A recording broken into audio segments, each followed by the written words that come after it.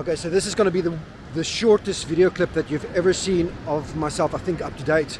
And the reason it's going to be short because I've recorded this whole thing on slow motion, so it's gonna, the sound's probably not going to add up to my lips. But so I wasn't planning on shooting this particular scene that I'm shooting now. I was wanting to shoot something else, but then I forgot to check the tides, and that particular thing, tides are very important, and I apologize if this sounds bad. So what I did is I drove down the beach, and I didn't know it was there, but I saw sort of like a fence type of thing that runs into the water, and I'll put the somewhere in the video, I'll just flight where this area is if you are interested in shooting that. But wherever you are and you find yourself in the beach with or at a dam or at a lake or whatever, and you find yourself, I mean, you can do this anywhere. And these photos, according to me, and I mean, everyone differs, but these make really cool prints because you can do a long exposure, sort of something that you don't often see with your natural eye. And when I'm in long exposure, I actually just wanted to get here and do a exposure that's 30 seconds, maybe 20 seconds long, and that doesn't matter doesn't matter what aperture you use, or I went at the ISO of 100. So what I've done is I've just stacked these and then did a long exposure. Really simple. So set up the tripod. I set up the tripod sort of where that wave is breaking now, or in between there somewhere, so that I'm using a wide angle lens, or I use the wide angle lens. So but you'll see it in a bit, so that I can be as close, focus on the front one, or the one that's closest to me, and then shot it. It's really as simple as that. So thank you for watching.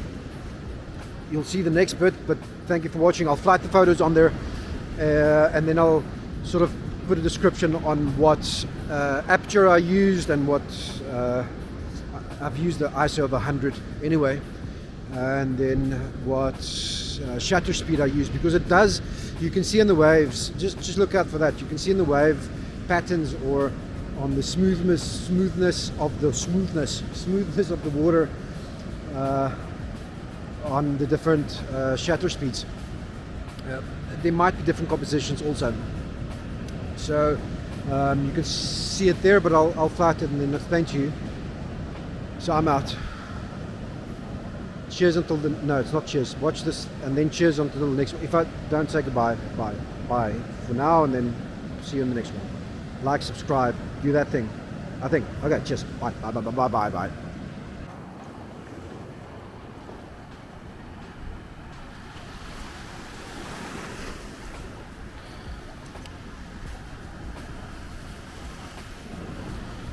Okay, so when it comes to, I'm going to streak quite often because it's cold, and it's going to the areas that when cold water hits them, it is sensitive. Anyway, so what I am doing is I'm not too worried about my aperture. So that's my f-stop. I'm not too worried about those. What I do want to get is, I want to get as long exposure as humanly possible. And it is of that jetty there, up that broken fence, I think.